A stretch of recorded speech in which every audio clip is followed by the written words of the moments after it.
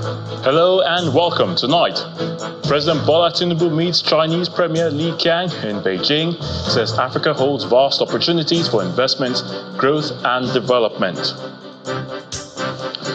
All appears not to be well with the All Progressives Grand Alliance as the party's BOT chairman, Chekwa Sokore, asked the National Working Committee to sanction Governor Chukwuma Soludo of Anambra State and others for alleged anti-party activities. And with just over 2 weeks to the September 21st governorship election in Edo State, the PDP takes its campaign to its Sako East and West local government areas, just as the APC woos voters in Ovia Northeast local government area.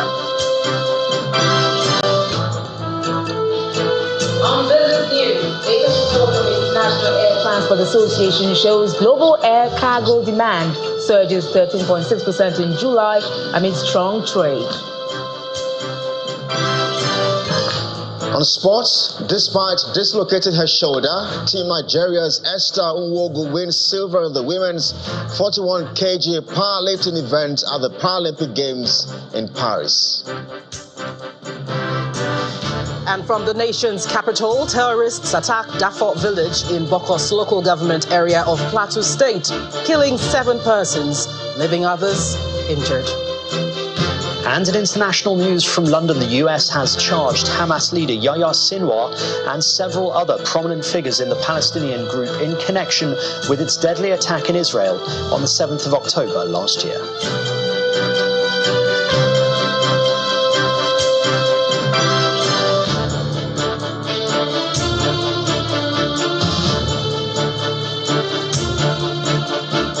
Africa, according to President Bola Tinubu, holds vast opportunities for investments, growth and development with its vibrant population, productive economy and natural resources.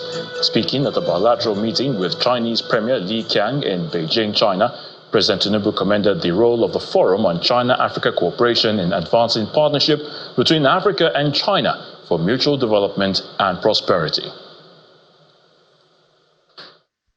Share a very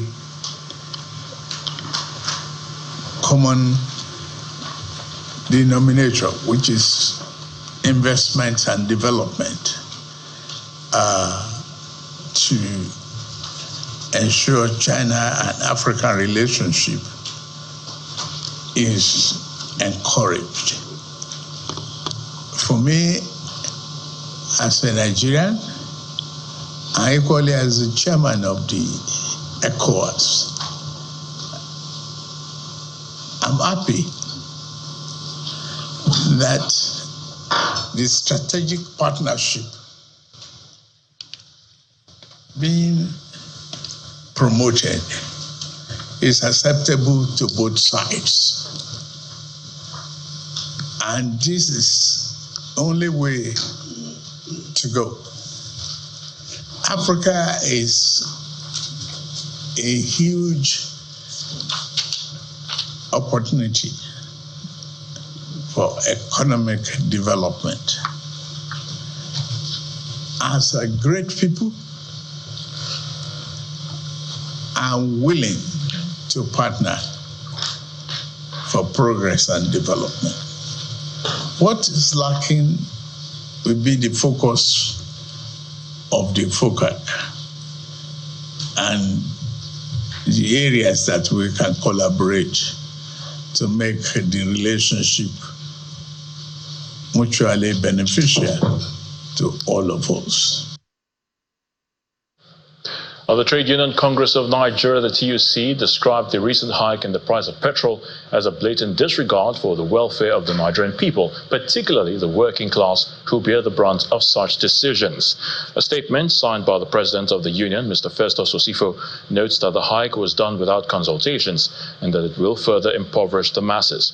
According to him, the sudden hike in fuel and electricity costs will only exacerbate existing challenges, leading to further hardship and potential social unrest. The statement concludes with a call on the governments to immediately rescind these decisions, promote policies that will strengthen the Naira, and take decisive steps to alleviate the suffering of Nigerians. Meanwhile, the National Association of Nigerian Students, NANS, has dissociated itself from the planned nationwide protest slated to hold on September the 15th against fuel price hikes. In a statement signed by the Senate President of NANS, Afeez Akite, the students group described the information as false and a rumor.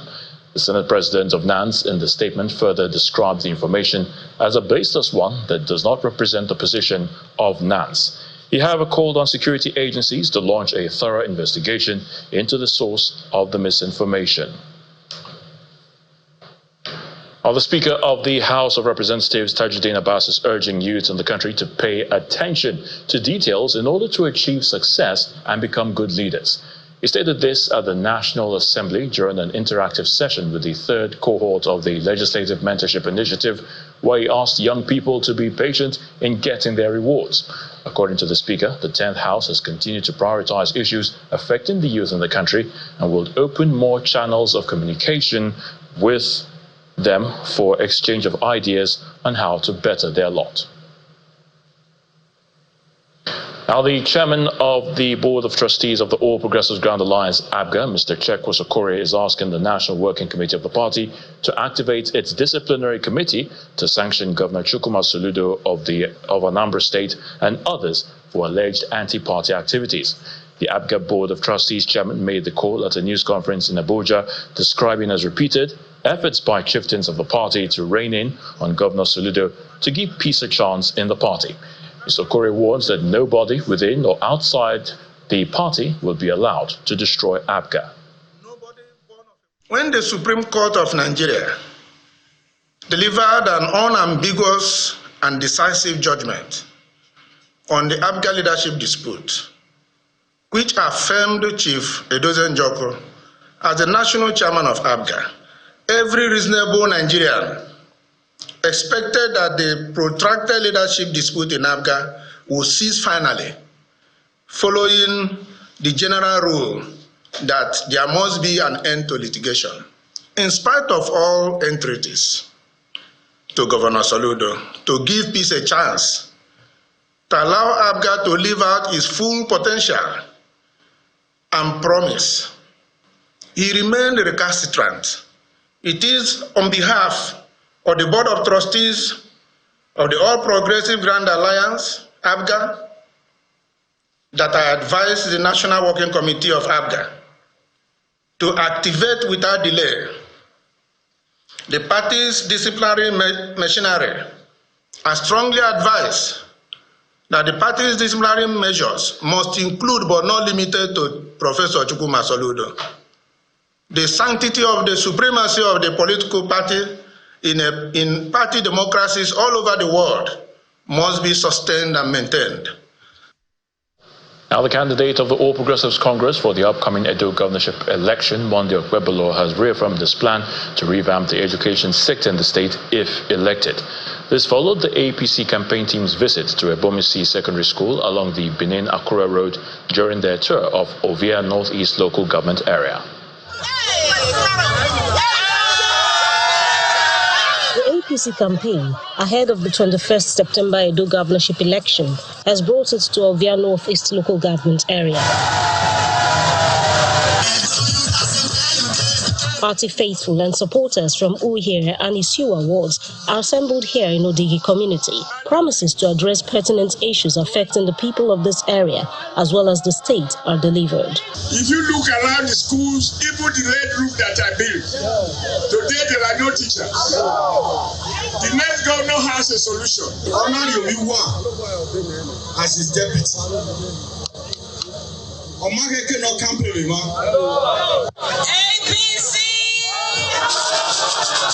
A former member of the House of Representatives who recently joined the party wants Ovia to give the APC a chance to serve.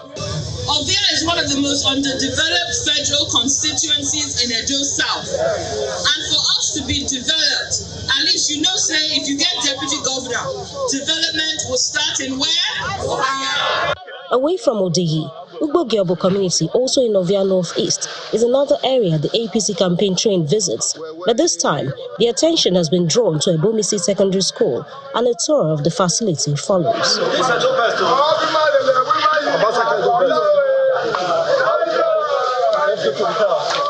member of the community maintains that the buildings have long been abandoned as a place of learning, however, without adequate replacement. This school is just nothing. No chair, nothing. Even the management bring teachers. I think you see the other school. They now carry the students from this school, that is from secondary school, go to primary school to go and be teaching them. The APC governorship candidate Monday Okpewolo says the situation is worrisome. We need a government that will really care for our people. That is what Senator Monday Okpewolo is bringing on board. We build and rebuild schools. When I'm saying that I will declare a state of emergency on education, this is what I mean, because this is the sorry situation of our education in Edo State. Prior to this visit to Ebumisi Secondary School in Ugbogiabu community, along the Benin-Akure Road, the APC governorship candidate has since the start of his campaign highlighted the employment of at least 5,000 teachers as part of his manifesto.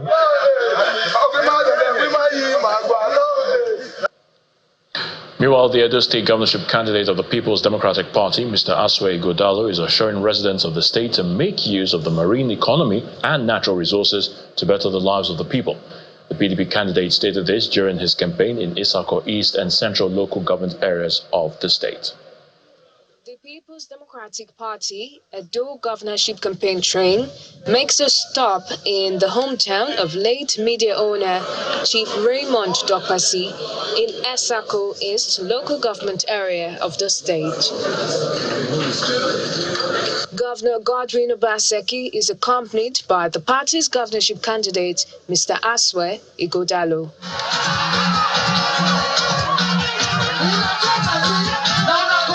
At the campaign ground, the governor and the candidate are received amidst cheers from party supporters. The party makes a case for the people to vote for the governorship candidate. Yes, sir. Now, get this election. Yes, sir. I beg you now. Women of Isako East, youth of Isako East, make una vote Aswe Ighodalo. The governorship candidate is promising to explore the marine potential of the area. The money when we go generate from that river Niger, we go take care of the whole economy from Ilushi to Agenabode. And I go thank God. Governor Obaseki urges the people to support the candidate, stating that he will improve on what his administration has done for the people. The government, when we don't start, we don't feel stop. We just go lay foundation for the school of agric. The contractor they site now. The campaign then moves to Isako Central local government area, where the candidate reels out his plans.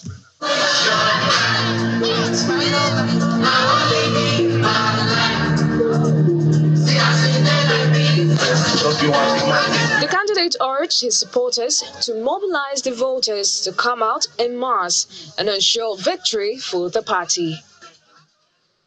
In part two, after the break, Arewa Consultative Forum accuses those calling for the restructuring of the country and the amendment of the constitution of plotting to harm the northern region. Plus, Vice President Kashim Shettima chairs the National Economic Council meeting in the nation's capital of Abuja.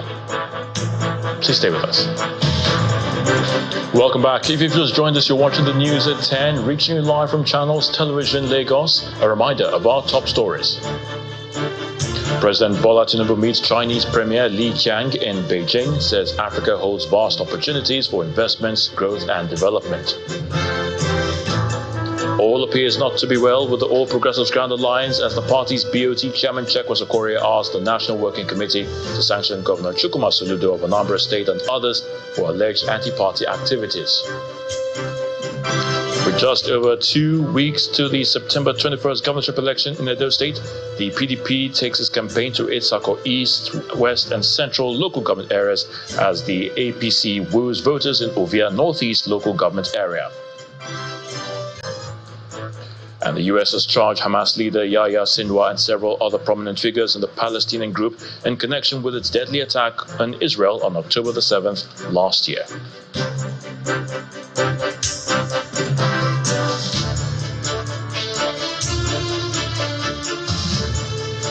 The National Economic Council has given 4 states until September the 9th this year to make submissions on the establishment of state police. The meeting held at the Council Chamber of the State House, Abuja, was chaired by Vice President Kashim Shettima. During the meeting, it was disclosed that the federal government has released a sum of 3 billion naira to states affected by the recent flood disasters across the country. Our State House correspondent, Emperor Simon, reports. Few minutes before the National Economic Council meeting, Vice President Kashim Shettima hosts the co-chair of the Bill and Melinda Gates Foundation, Mr. Bill Gates, and his team, as well as the president of the Dangote Industries Limited, Mr. Aliko Dangote, in his office at the State House, Abuja. The Vice President then leads his guests to the Council chamber for the 144th NEC meeting, which he chairs. Some state governors and deputy governors, as well as some ministers, are also in attendance. Mr. Gates is joining the meeting to make some presentations to the Council. In a statement later issued by Senior Special Assistant on Media and Communications, Mr. Sterling Kwacha, the Vice President called for a formidable alliance among key players in government and development partners to wriggle Nigerians out of poverty and enhance the quality of life for all the citizens. After hours of deliberation behind closed doors, some governors, the Minister of Health, and the spokesperson to the Vice President briefed State House correspondent on the outcome of the meeting, one of which is the intervention by the federal government for states affected by recent flood disasters in the country. The governors acknowledge the support from the federal government in terms of releasing 3 billion as a small measure to ensure that at least we provide palliation for the flood. Monday will be the deadline for all the states of the Federation to submit a detail of damages, including farms, schools, bridges that have been affected by the last flood. On the ongoing discussion around the establishment of state police, NEC made a resolution. All the states were supposed to submit for consideration of the NEC. Incidentally, 4 states couldn't submit, and for that purpose, NEC decided that those states must make their submissions on or before Monday next week.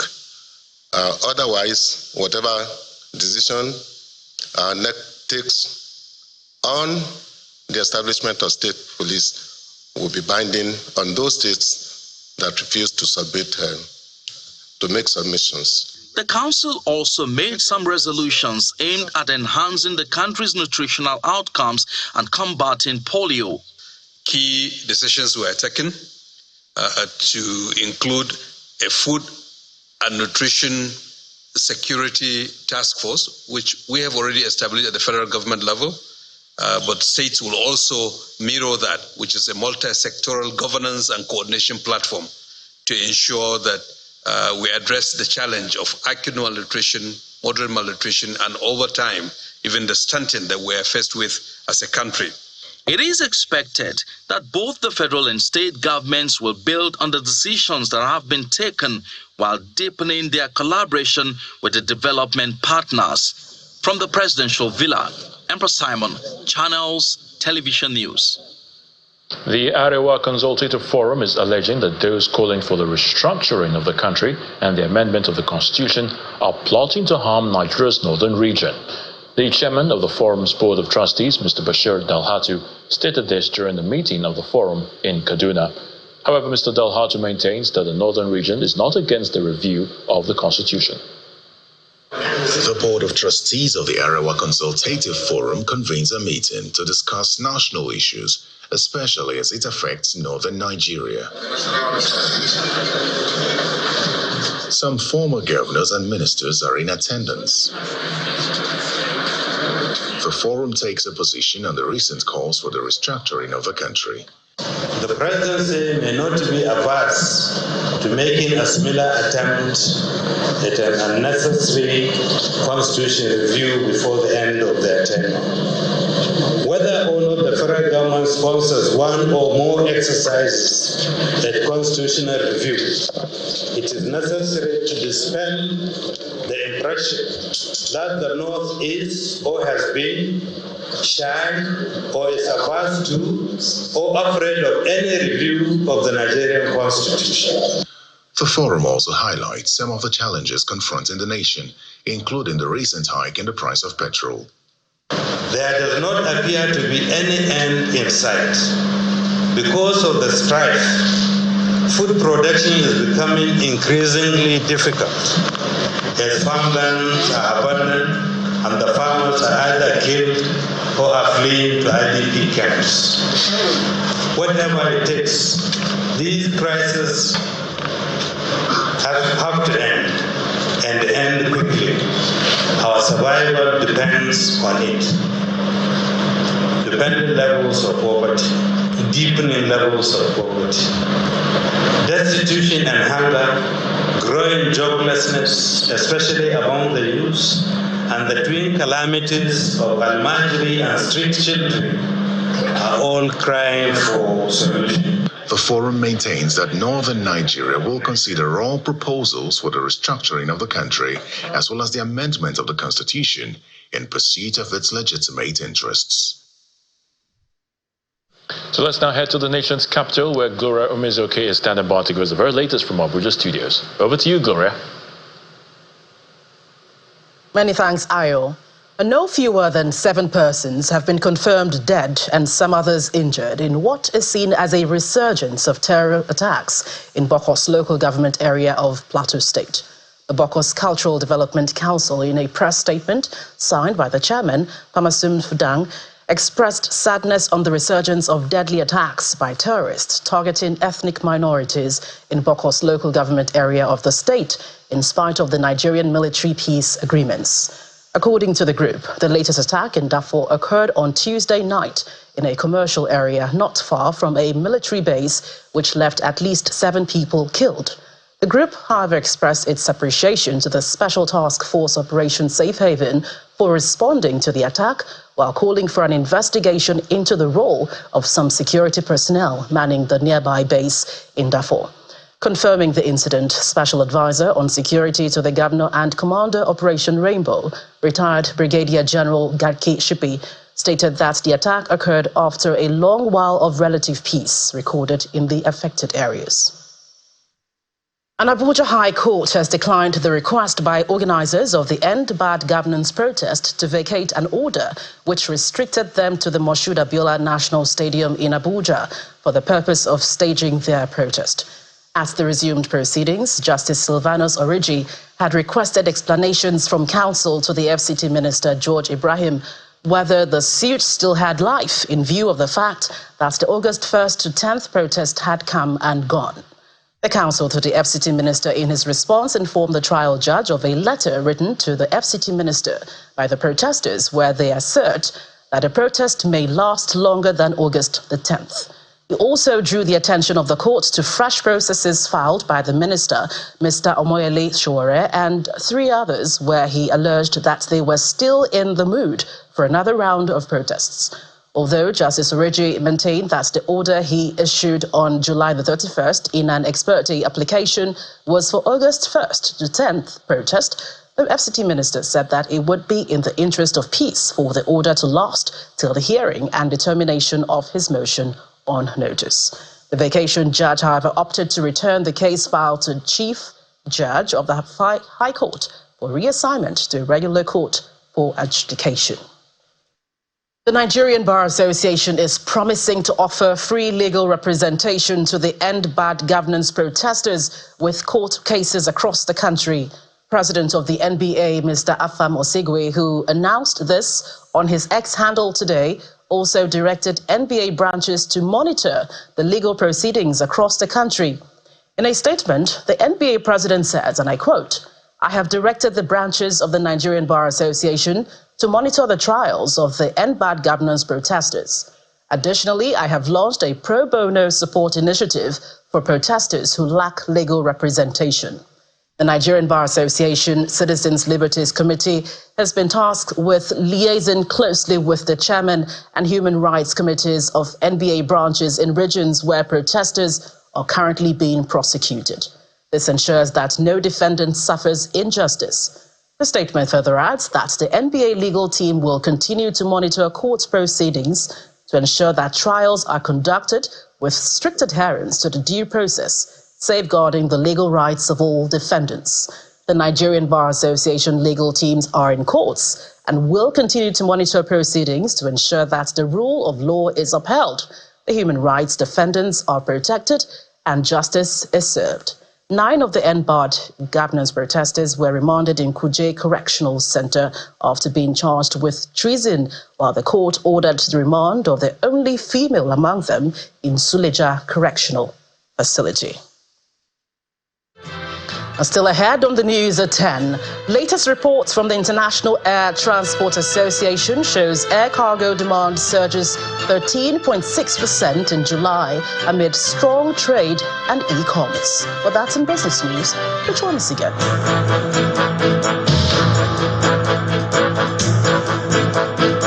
Welcome back. You're still watching the news at 10, coming to you live on Channels Television. The Minister of State for Health and Social Welfare, Dr. Tunji Alausa, has expressed concerns over the existence of a certain hospital in the nation's federal capital, Abuja, following reports of its involvement in the sale of organs. The minister, who was speaking at a meeting in Abuja, however, says the establishment of the National Health Facility Regulatory Agency will help address the lapses experienced. Our correspondent, Sarah Achimogu, reports. Health experts converge on this call to find ways of enhancing standards in the nation's health facilities. The Minister of State for Health is leading the team. The federal government wants to set up a committee towards the establishment of the National Health Facility Regulatory Agency.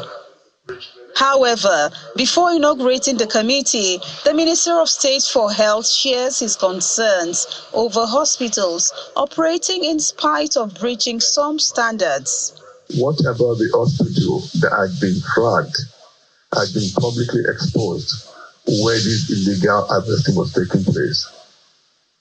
Here in Abuja, the state on the National Health Act, it's there. The state and FCC should regulate these healthcare facilities.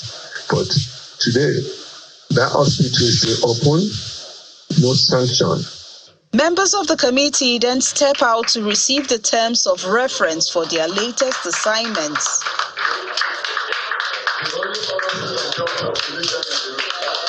The Nigerian healthcare system currently faces significant fragmentation due to inadequate foundational framework to ensure accountability and maintenance of high standards.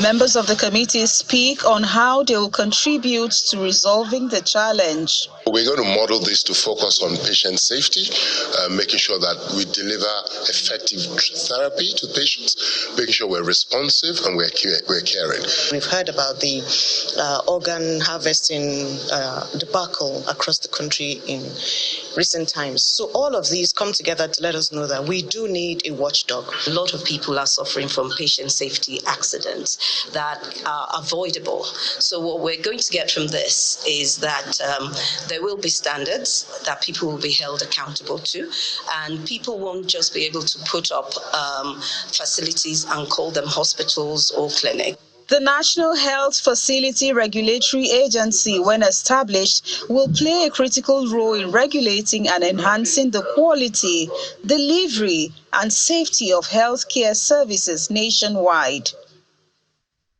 Sarah Chimugu, Channels Television News. Well, that's it from the nation's capital. For more on the news at 10, it's back to you, Ayo, in Lagos. Thank you so much, Gloria.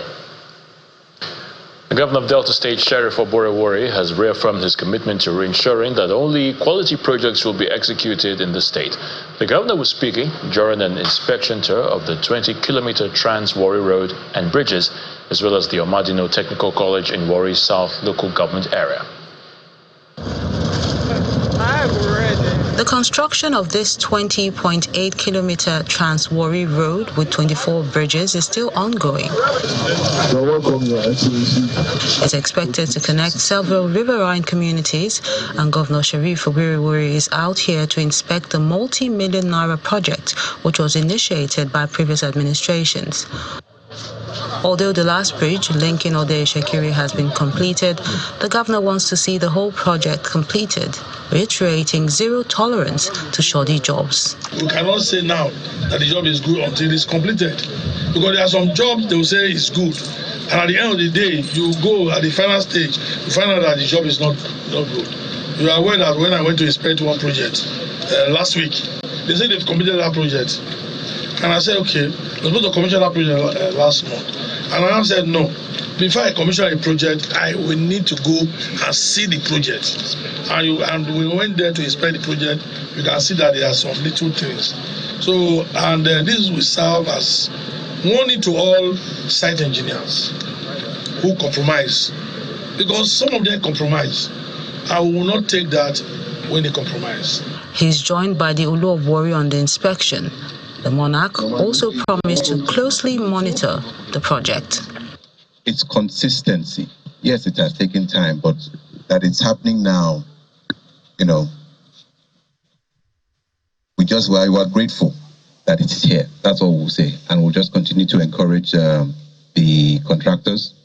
And I know that as His Excellency makes the funding available, we will all be on their necks, on their heads. We'll be on them to make sure that this thing is finally completed. As a show of courtesy, the governor takes time to visit the palace of the traditional ruler. From there, he moves to the Omadino Technical College project site and expresses concern about it. The Omadino Technical College is very, very dear to the state. And with what is going on here, you know that the work is slow. Some of the contractors, because there are 7 contractors under this project.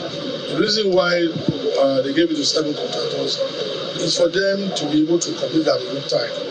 And the work is a bit okay, it's just the delay. The inspection tour is a demonstration of the governor's determination and commitment to governance by ensuring that projects are in line with standard best practices that will last the test of time. Time now for some business news with Will Ibo. Will.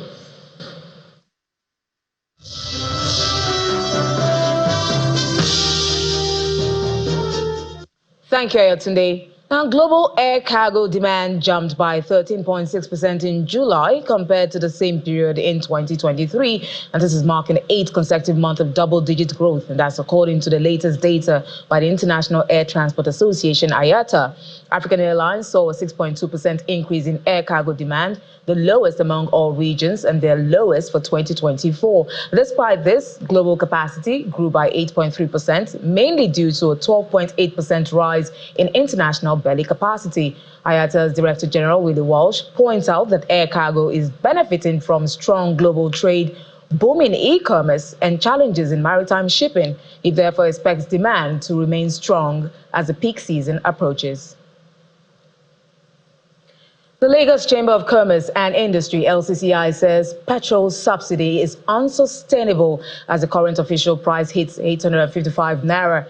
According to the LCCI, this subsidy has led to a debt of 10 trillion naira, raising serious concerns about the government's capacity to sustain it.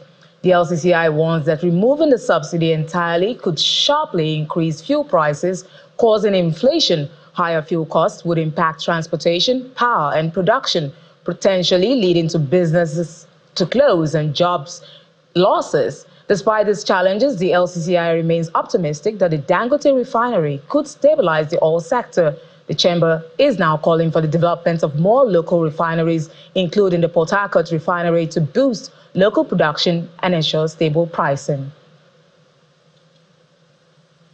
The chairman of the Presidential Fiscal Policy and Tax Reforms Committee, Mr. Taiwo Oyedele, is confident that the tax reforms put forward by his committee as proposal before the National Assembly will not only clean up the system, but set the country on the path to economic recovery. Speaking on the sidelines of the 2024 conference of the Nigerian Economic Society in Abuja, Mr. Oyedele urges the National Assembly to expedite action on the proposals aimed at sanitizing the tax collection systems, streamlining the tax collection process, and improving the budgeting cycle.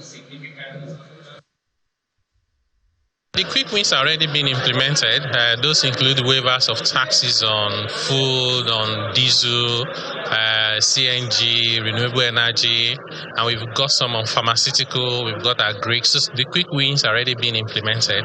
But this that we're about getting into now, where we're trying to pass new laws, amend the constitution, agree on our spending policy, borrowing policy, what do we do with local government, so that people can begin to feel the real impact of the sacrifices they're making, as well as the impact of government in a positive way. It's supposed to be a debate for economists. They have professors, PhD holders, and it's good for us to have this kind of debate. It's healthy for society, such that the final decisions we make are the ones that are actually indeed necessary for our countries. So my personal view is that you need economic recovery, because if you stabilize at the points where you don't want to be, it affects the whole economy.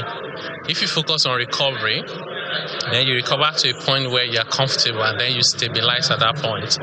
It was good that we had two professors, both economists, and they had different views. So hopefully, before they conclude this conference, they'll be able to debate it even further, supported by evidence and data, and be able to advise us.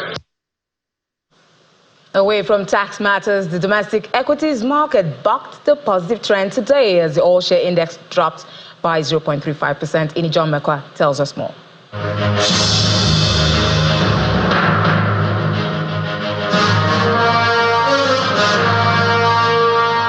Good evening, everyone. Welcome to the Stock Market Report. Well, today we have a familiar market mover, but a different direction. O&O is still the market mover today, but for the first time in how many trading sessions?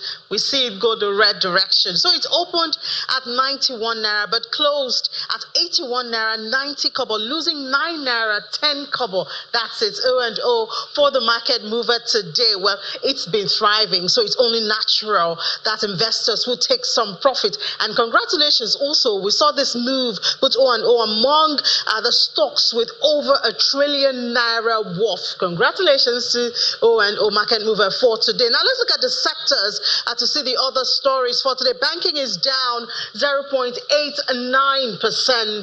The figures are all down. Profit taking is going there, except FBN Holding, which is unchanged. Consumer goods continues in that red territory from yesterday. Dangote Sugar is still a driver there, as well as Honeywell. And then for the very first time too in a while, because of O&O, we see oil and gas is down 0.66%. Eternal Oil and Japan Gold also lost today. At the close of trade, 193 billion Naira shaved off the market cap, and then we see market cap at 55.453 trillion Naira after the all-share index went down in the red 0.35%. So for the very first time this week, we do see that the bear is out.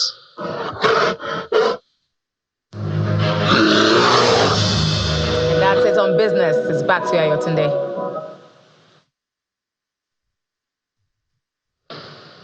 Many thanks, Will. 4 people have died and 9 others injured after a gunman opened fire at a high school in the U.S. state of Georgia. Police have 1 person already in custody. Here's Simon Pierce with other international news in Around the World in 5. Good evening and welcome to the channel's studios here in London with your international news around the world in 5. The US has charged Hamas leader Yahya Sinwar and several other prominent figures in the Palestinian group in connection with its deadly attack in Israel on the 7th of October last year. Sinwar, who is believed to be hiding in tunnels somewhere under Gaza, is one of 6 Hamas members indicted with 7 charges, including the murder of dozens of US citizens, conspiracy to finance terrorism, and the use of weapons of mass destruction. It is the first step by US law enforcement to hold accountable the ringleaders of the attack, but has been seen by analysts as largely symbolic. A mother and her 3 daughters are among 7 people who have been killed in Ukraine's western city of Lviv during a fresh wave of Russian attacks. A baby and another girl were also killed. Lviv's mayor said Russia had attacked with drones and hypersonic missiles on Wednesday. The attack came as Ukraine reeled from Russia's deadliest single bombardment this year, a strike on a military institute in the central city of Poltava that left 53 people dead. 5 people were also wounded when a hotel was hit and nearby blocks damaged. A former Philippine mayor who was on the run for weeks after being accused of spying for China has been arrested in Indonesia. Philippine authorities have been pursuing Alice Gore across 4 countries since she disappeared in July following an investigation into her alleged criminal activities. She has been accused of protecting online casinos, which were a front for scam centers and human trafficking syndicates. Linda, what do you have to say to the allegations? Meanwhile, a top New York state government aide has also denied spying for China. Over a period of roughly 14 years, Linda Sun rose through the ranks to become Deputy Chief of Staff to the governor. But according to federal prosecutors, Sun used her position to aid Chinese officials in return for millions of dollars in kickbacks. She and her husband have also pleaded not guilty. A scathing report into the Grenfell Tower fire that killed 72 people has concluded it was the result of dishonest companies, successive governments, and a lack of strategy by the fire service. All deaths were avoidable, inquiry chair Martin Morbick said, as he delivered his final statement 7 years after the fire. The report says a cladding product manufacturer deliberately concealed fire risks, while coalition and Conservative governments ignored, delayed or disregarded concerns. The simple truth is that the deaths that occurred were all avoidable, and those who lived in the tower were badly failed over a number of years and in a number of different ways by those who were responsible for ensuring the safety of the building and its occupants. Survivors of the tragedy, though, have branded the report as being 3 decades too late and urged the government to act. Today's report speaks to the lack of competence, understanding and fundamental failure to perform the most basic duties of care. We paid the price of systematic dishonesty, institutional indifference and neglect. A US judge has ordered Donald Trump's campaign to stop using the song "Hold On, I'm Coming" at his rallies in response to a lawsuit from the family of the song's co-writer Isaac Hayes. The Republican presidential nominee regularly plays the song before and after his speeches, including at the Republican National Convention in July. However, Mr. Hayes' family have sued Mr. Trump's campaign, saying that it repeatedly ignored requests to stop using the song, made famous by soul duo Sam and Dave in 1966. The temporary ruling by Judge Thomas Thrash in Georgia means the campaign is banned from playing it again until the court case is settled. And the singer and musician Elton John has revealed that he has been left with limited vision in one eye following a severe eye infection. In a statement posted on Instagram, the singer said that he is healing and felt positive about the progress made in his recovery over the summer. It comes after he announced his new film, Elton John Never Too Late, which is due to have its European premiere at this year's BFI Film Festival in London. The 77-year-old singer, with hits such as Tiny Dancer and I'm Still Standing, announced his retirement from touring at Glastonbury last year. And that's your international news around the world in 5. Now back to the channel's studios in Lagos. Many thanks, Kelly. And the main news again. President Bola Tinubu today met with the Chinese Premier Li Qiang in Beijing, China. The president said Africa holds vast opportunities for investments, growth and development. We also told you that the All Progressives Grand Alliance BOT Chairman Chekwe Sokore asked the National Working Committee to sanction Anambra State Governor Chukwuma Soludo and others for alleged anti-party activities. With just over 2 weeks to the September 21st governorship election in Edo State, the PDP took its campaign to the Etsako East and West local government areas, just as the APC wooed voters in Uvia Northeast local government area. And that's the news at 10 tonight. Many thanks for watching. I'm Ayo Tunde Balokundu. Have a good night and please stay safe.